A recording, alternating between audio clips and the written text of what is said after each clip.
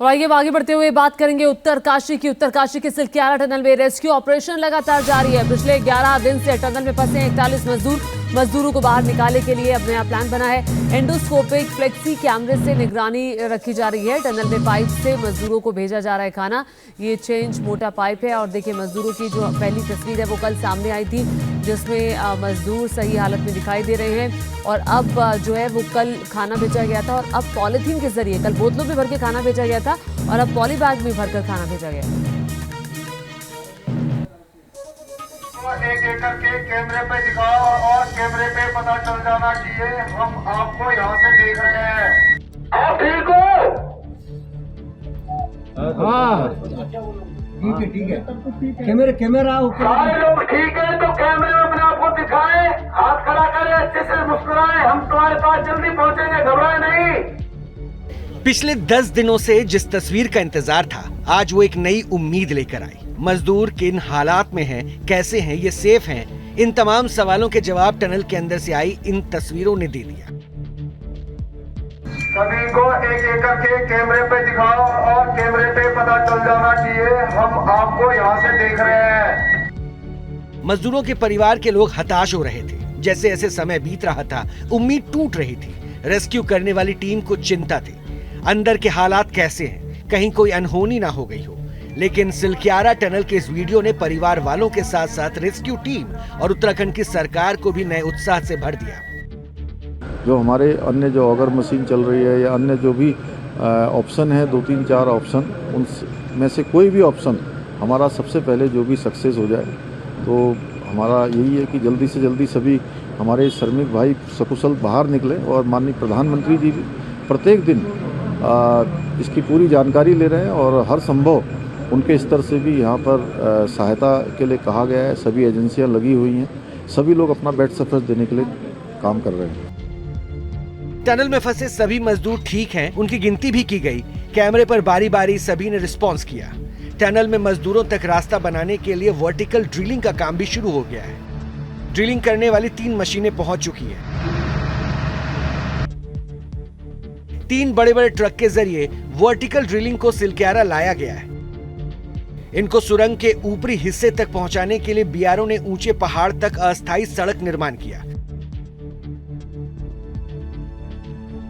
माना यह जा रहा है कि कल यहां पर से ड्रिलिंग शुरू हो जाएगी और इस ड्रिलिंग के जरिए वर्टिकल ड्रिलिंग जो होगी, वहां से जो प्लान बनाया गया है उससे इस टनल के अंदर पहुंचा जा सकेगा।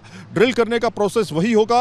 एक बड़ी मशीन जिसको ड्रिल करने के लिए मंगाया गया है, वो जो है इसी पहाड़ के रास्ते ऊपर तक जाएगी और ड्रिल प्रोसेस को अंजाम देगी।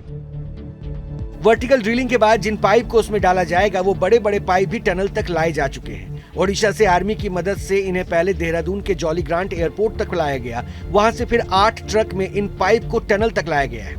We're going to bring the 41 men out. It might take a little time. We're going to get it done.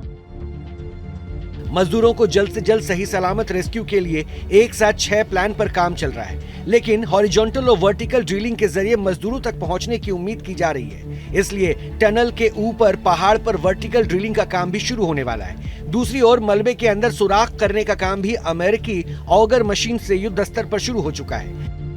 अंदर पाइप्स जा रहे हैं लगातार और बताया जा रहा है कि जो पहले 24 मीटर की पाइप थी, वो अब धीरे धीरे 30 मीटर तक अंदर जा रही है और उसके बाद में 5वीं के बाद 6ठी और 7वीं पाइप भी अंदर रख दी गई है। और पाइप का जो साइज है वो 900 डाया है और 700 डाया, 800 डाया और 600 डाया की पाइप अंदर पहुंचाई जा रही हैं। यानी कि ये विकल्प सबसे बेहतर माना जा रहा है और इसके आधार पर रेस्क्यू जल्द से जल्द शुरू किया जाएगा। हॉरिजॉन्टल ड्रिलिंग का काम बेहद ही सावधानी से किया जा रहा है। अभी तक 900 mm, 800 mm और 600 mm की 6 मीटर लंबी लोहे की पाइप का इस्तेमाल किया जा रहा है। अभी तक 4 पाइप यानी 24 मीटर तक मलबे में सुराख किया जा चुका है। 5वीं पाइप को ड्रिल के जरिए लगाने की कोशिश जारी है। कुल 53 मीटर तक मलबा है। मजदूरों तक पहुंचने के लिए 60 मीटर तक पाइप डालना है। मलबे में ड्रिल कर इनमें पाइप को डालना कितना टफ टास्क है, इसे इस बात से समझ सकते हैं। 1 घंटे में 1 मीटर पाइप की ड्रिल होता है। अगर कोई रुकावट ना आए तो 5वीं पाइप के बाद अभी करीब 30 मीटर का हिस्सा बाकी है, यानी करीब 30 घंटे कम से कम अभी और लगेंगे। और रेस्क्यू टीम को किसी भी आपात स्थिति से बचाने के लिए सिलक्यारा सुरंग के मुहाने के अंदर 40 मीटर तक के खतरनाक हिस्से को सुरक्षित कर लिया गया है। रेस्क्यू में जुटी टीम की सुरक्षा के लिए अल्टरनेटिव माइक्रो टनल बनाई गई है। किसी भी इमरजेंसी में बचाव टीम इस अल्टरनेटिव माइक्रो चैनल में 40 मीटर के हिस्से से सुरक्षित बाहर आ सकती है। और अब आपको सीधे ग्राउंड जीरो पर लिए चलते हैं। सैयद आबिद हुसैन हमारे सहयोगी हमारे साथ जुड़ गए हैं। सैयद, 11 दिन बीत चुके हैं, वर्टिकल हॉरिजॉन्टल ड्रिलिंग शुरू हो गई है, खाना पहुंचाया जा रहा है, अभी वक्त कितना लगेगा मजदूरों को निकालने में?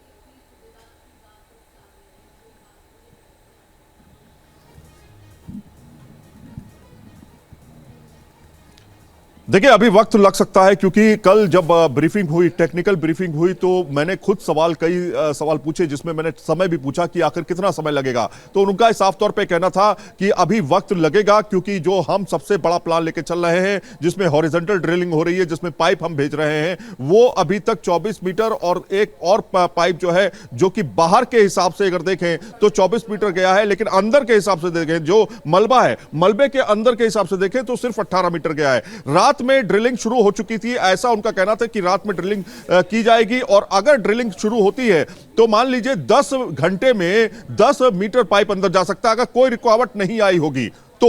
और आज सुबह जो है बताया जा रहा है कि हो सकता है ब्रीफिंग हो, टेक्निकल ब्रीफिंग, जिसमें हमें पता चले कि कितना पाइप और अंदर गया है। आज एक और डेवलपमेंट होगा, जिसमें बाकायदा वर्टिकल ड्रिलिंग जो है उसको शुरू किया जाएगा। रात में हमने रुक करके बाकायदा उस मशीन को जाते हुए देखा, जो वर्टिकल ड्रिलिंग के लिए पहाड़ पर भेजी जानी है। बहुत हैवी मशीन है। यही बड़े चैलेंजेस हैं पहाड़ में, जब आपको किसी एक ऐसे ऑपरेशन को अंजाम देना होता है जिसमें हैवी मशीनरी का इस्तेमाल करना है, और उसका ट्रांसपोर्टेशन काफी टफ हो जाता है। तो कुल मिलाकर के अब मशीनरीज जो है वो पहुंच जरूर रही हैं, लेकिन उनको समय लग रहा है, और यही वजह है कि पूरे ऑपरेशन में समय लग रहा है। अभी आपने कहा कि पूरे